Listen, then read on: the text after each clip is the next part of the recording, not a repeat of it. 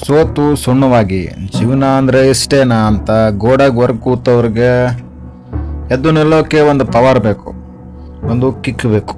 ಆ ಕಿಕ್ ಎಲ್ಲಿಂದ ಬರುತ್ತೆ ಗೊತ್ತಾ? ಅದು ಬರೋದು ಒಂದು ಬೆಂಕಿಯಿಂದ. ಆ ಬೆಂಕಿಯನ್ನೇ ಹೊತ್ತಿಸಿದ ಮಹಾನ್ ಮನುಷ್ಯ APJ ಅಬ್ದುಲ್ ಕಲಾಂ. ರಾಮೇಶ್ವರಮಲ್ಲಿ ಆ ಕಡಲ ತೀರದಲ್ಲಿ ಹುಟ್ಟಿದ ಸಣ್ಣ ಹುಡುಗನಿಗೆ ಕನಸು ಅಂದರೆ ಏನು ಅಂತ ಗೊತ್ತಿರಲಿಲ್ಲ. ಆ ಮಣ್ಣೆಲ್ಲರೋ ಕಗ್ಗತ್ತಲು ಅವನ ಕಣ್ಣುಗಳಲ್ಲೂ ಇತ್ತು. ಬಡತನ ಅನ್ನೋ ಭೂತ ದಿನರಾತ್ರಿ ಅವನನ್ನ ಅಟ್ಟಾಡಿಸುತ್ತಿತ್ತು.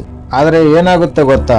ಯಾವತ್ತೋ ಒಂದು ದಿನ ಆ ಮಗುವಿಗೆ ಒಂದು ಸತ್ಯ ಕಾದಿತ್ತು. ಆ ಸತ್ಯ ಏನು ಅಂದ್ರೆ ಕನಸುಗಳು ನಿದ್ದೆಯಲ್ಲಿ ಬರೋದಿಲ್ಲ, ಕನಸುಗಳು ನಿದ್ದೆಗೆಡಿಸುತ್ತವೆ ಅಂತ. ಆ ಒಂದು ಮಾತು ಇಡೀ ಬದುಕನ್ನೇ ಬದಲಾಯಿಸ್ಬಿಡ್ತು. ಯಾಕಂದ್ರೆ ಕಲಾಂಗೆ ಗೊತ್ತು, ಈ ಜಗತ್ತಿನಲ್ಲಿ ನಿದ್ದೆ ಮಾಡೋ ಪ್ರತಿ ಮನುಷ್ಯನೂ ಸತ್ತಂತೆ ಲೆಕ್ಕ. ಬದುಕಬೇಕು ಅಂದ್ರೆ ಕಣ್ಣಲ್ಲಿ ಬೆಂಕಿ ಇರಬೇಕು, ಮನಸ್ಸಲ್ಲಿ ಗುರಿ ಇರಬೇಕು. ಕೇಳಿ, ಕಲಾಂ ಹೇಳಿದ ಕಠಿಣ ಸತ್ಯ ಇದು. ನೀವು ನಿಮ್ಮ ಜೀವನದಲ್ಲಿ ಏನಾದ್ರೂ ಒಂದು ಸಾಹಸಕ್ಕೆ ಕೈ ಹಾಕ್ತೀರಾ ಅಂದ್ರೆ ಸೋಲೋದು ಪಕ್ಕ. ಸೋತ್ರು ಅಂದ್ಮೇಲೆ ಜನ ಏನ್ ಹೇಳ್ತಾರೆ?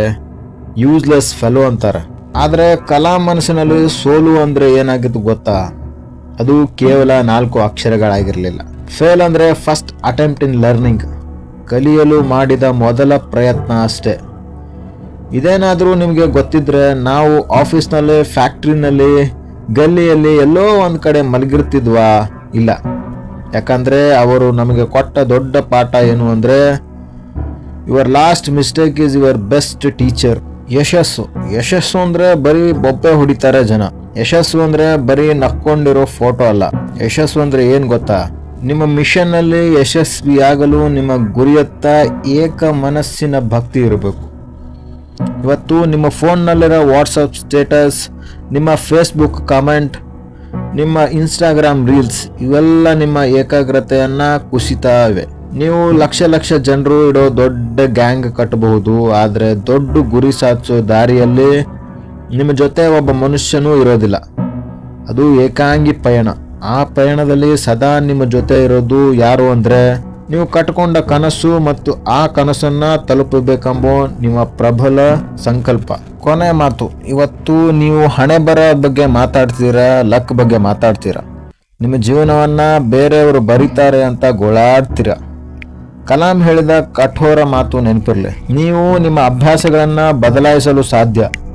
ಆ ಅಭ್ಯಾಸಗಳು ನಿಮ್ಮ ಭವಿಷ್ಯವನ್ನೇ ಬದಲಾಯಿಸ್ತವೆ. ಏನಾಗ್ಬೇಕು ನೀನು? ನಿನ್ನ ಲೈಫ್ ನಿನ್ನ ಕೈಯಲ್ಲಿದೆಯಾ, ಅಥವಾ ಇನ್ನೊಬ್ಬರ ಕೈಯಲ್ಲಿ ಕೀಲಿ ಇಟ್ಕೊಂಡು ಅವರ ದಯೆಗಾಗಿ ಕಾಯ್ತಾ ಇದ್ದೀರಾ? ಯೋಚನೆ ಮಾಡಿ. ನೀವು ಬದುಕೋಕೆ ಹುಟ್ಟಿದ್ದೀರಾ ಅಥವಾ ಬರೀ ಬದುಕಿದ್ದೀನಿ ಅಂತ ಜನಕ್ಕೆ ತೋರ್ಸಕ್ ಹುಟ್ಟಿದ್ದೀರಾ? ಈ ಜಗತ್ತಲ್ಲಿ ನಿಮ್ಗಿಂತ ಚೆನ್ನಾಗಿ ನಿಮ್ಮ ಪಾತ್ರವನ್ನ ಬೇರೆ ಯಾರು ನಿರ್ವಹಿಸಲು ಸಾಧ್ಯವಿಲ್ಲ. ಮುಂದಿನ ಬಾರಿ ಸಿಗ್ತೀನಿ ಇದಕ್ಕಿಂತ ಗಟ್ಟಿ ಮಾತುಗಳ ಜೊತೆಗೆ. ಅಲ್ಲಿವರೆಗೂ ನಮಸ್ಕಾರ.